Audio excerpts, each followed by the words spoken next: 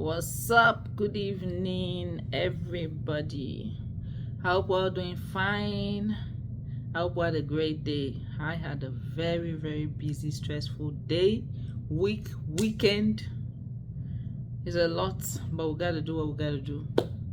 So, I'm here today. I want to talk about two things. About one, I want to talk about people that always believe government is the reason they can't thrive. I want to talk about that first. Then I want to talk about the bad attitudes that we have as adults, as Nigerians, especially Nigerians in the diaspora. So first of all, I was watching this guy's video, what a mayor, and I was so glued to the screen with that video. A billionaire in Ghana that is into salt mining. So I picked every word in that video because I was so impressed and I couldn't afford to miss anything. And considering people that have been calling me Nigeria advocate, businesses cannot thrive, blah blah blah, that man said something and I held on to it, and I want to make sure I mention it in my video before I go on to say what I have to say today.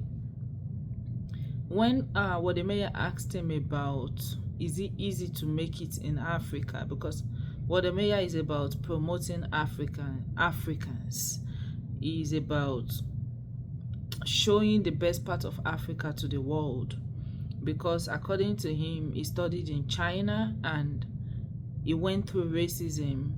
They used to call Africans like animals, and because of what he went through, he decided to be a content creator, a YouTuber, and decided to show Africa to the world in its full glory. So he's been going to different parts of Africa. For those that don't know him, he's been going to different parts of Africa just to interview people, like and talk about what they do, how successful they are, and stuff like that. So this man said that you need three things. No, he said it's three things that prevent people from thriving. Number one is attitude. Number two is mindset. And number three is the government. And this is the same thing I've been saying every time. Government is not the first problem we have. Our attitude is the number one thing we need to change. Then after the attitude, you need to change your mindset. Even the Bible says it, that as a man thinketh in his heart, so he is. If you think that the environment you are in, you can never make it there is no way you can make it. Even if you see opportunities there is no way you can make it in that environment. A lot of people that are living America, living UK, living abroad, it's not about making it or not making it.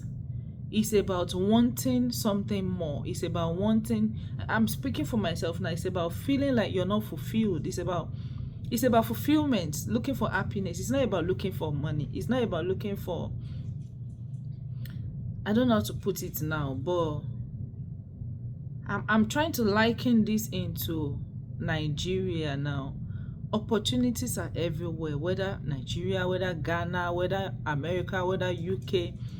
It's about the mindset you have that will help you to see what is around you. It's not the government. It's not, the government might be a problem, but in places where the government is even good, there are people that are not making it. If it is about the government, everybody in America should be making it. Everybody should be making it. There should not be anybody that is homeless. There should not be a beggar. In case you don't know, there are beggars in the streets of America. There are beggars. So if it was about the government, there should be nobody telling you, I don't want to do this because of this. in this country, there are a lot of people that will tell you they don't want to go to school because whether they go to school or not, it's still the same $15, especially people that are going to study public admin, people that are going to study customer relations, all those kind of courses. They believe they don't have to go to school because they are still going to be earning less than 6 figures. So I mean, why can't you change your mindset to study something better if you know you don't want to, instead of just deciding you don't want to go?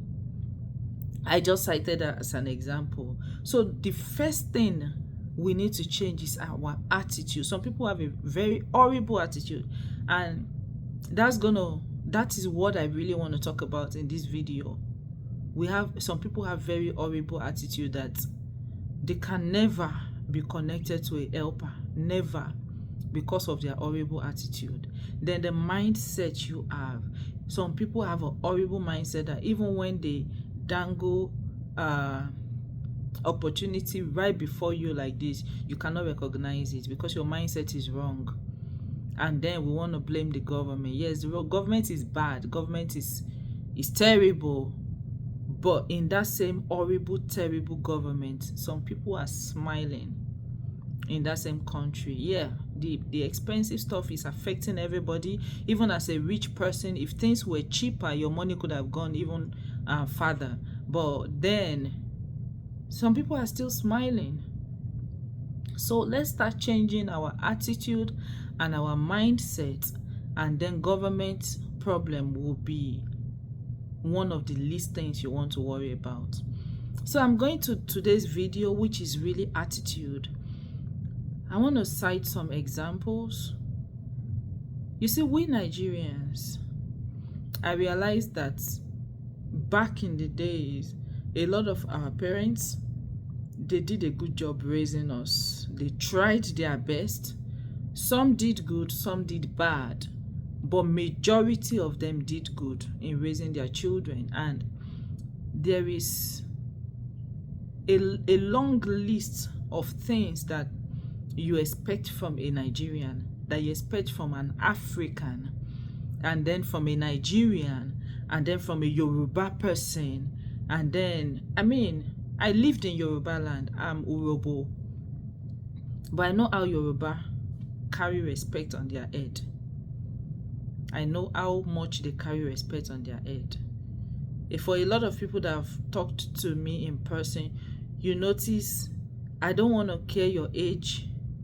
I'm talking to you, I'm using ma, I'm using sir, because I'm used to it. Even after you tell me your age, I might not change it. It doesn't remove air from my body. So I want to cite an example. There was a day I was working, I was so busy, and my partner came in, and I didn't see him because I had a very big backyard. So after I closed my shop, I built this I'm trying to remember the name.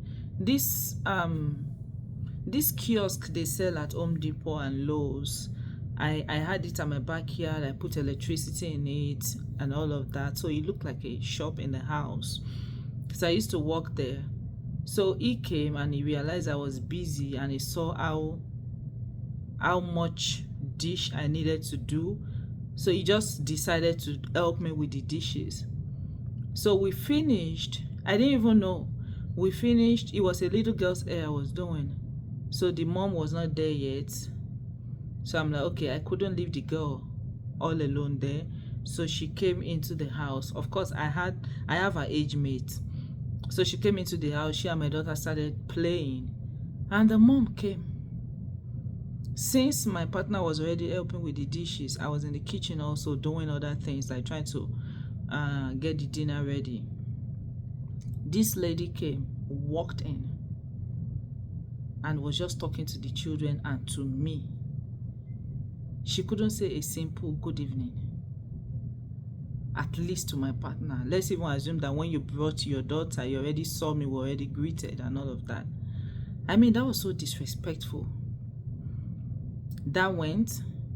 Then I've seen a lot of cases where I will be doing somebody's hair, another person will walk in, Nigerian, Yoruba, even if you're not Yoruba, Nigerian, walk in, you see somebody in the seat, and you cannot say good afternoon or even hello, simple hello. It's so disrespectful. And it's been happening a lot. And I just wonder that if we do these things, because on a good day, me, I don't know how to hide my mouth. Once something happens, I feel like just talking about it and let it out of my chest.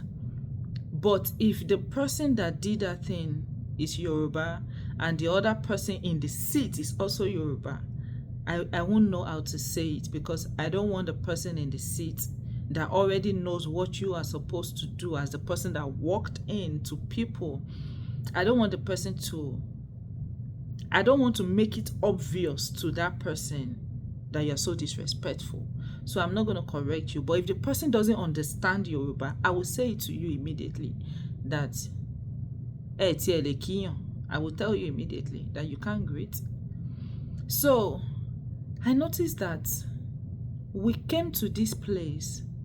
The things we are supposed to hold on to, our culture, our morals that we are supposed to hold on to, we decided, let me not generalize now, a lot of us decided to throw them away. And the things we are supposed to throw away, live in Nigeria, the bad attitude that we're supposed to leave, dump at the airport, we brought them here and we water those things and they germinate.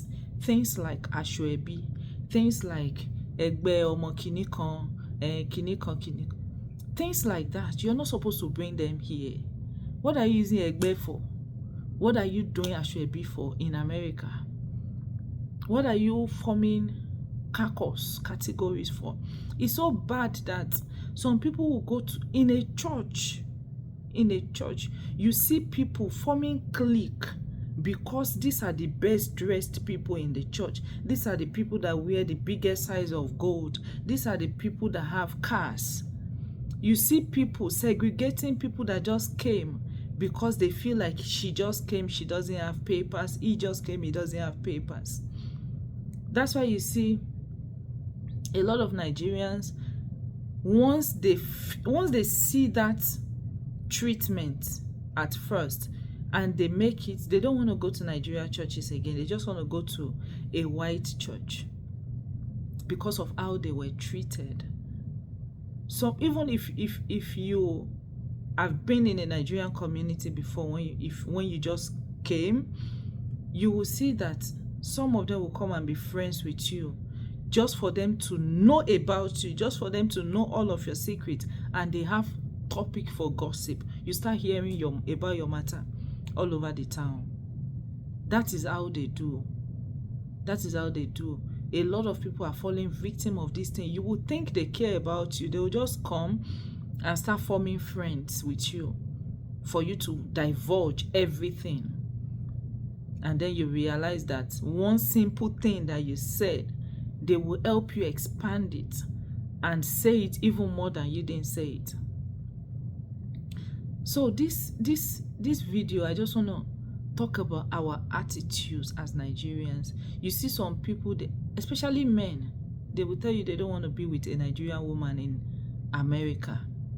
I don't know about UK, I don't know about Canada, but especially in America, once you see any Nigerian that is having group, clique, it's terrible, the kind of things they do, the kind of things they talk about, the way they gossip, especially those ones that have cliques, especially those ones that I don't know how to call Egbe. I don't know how to call Egbe in English. Anybody that knows that, please put it in the comment section. It's horrible. I just want to come here and talk about the things we do that we're not conscious about. It's dividing us. It's messing up our society. It's messing up.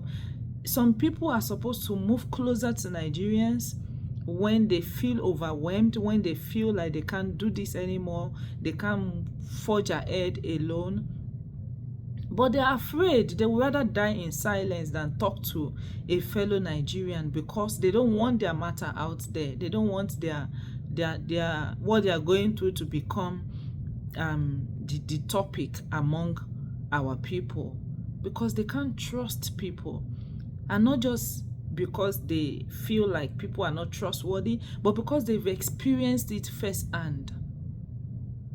And they feel like, I would rather keep it to myself than say this thing and they interpret it the other way. It's horrible. It has happened to me. I've seen people that it has happened to. Once people just come newly like this, the ones that have been here since, that are supposed to show them the way, they be the one misleading them, they be the one biting them, they be the one talking bad about them, they be the one pushing them away. And it's very, very bad. We need to change. We came from our country. We met each other here. We're supposed to be our brothers' keepers. The way we treat ourselves, we don't even treat foreigners like that. We don't treat especially white people. We see them like a god. Some Nigerians will go to an African store, the way they act, and then you see an American come in and you start acting differently. You start acting like you are the nicest person on earth. But how did you treat your own brother from the same country? Differently, worse, bad, terribly. We need to change our ways. We need to see ourselves as one. Whatever it is that, whatever bitterness you had for your country before you left, you shouldn't come here and start transferring it to other people. And I want to say the morals I first talked about.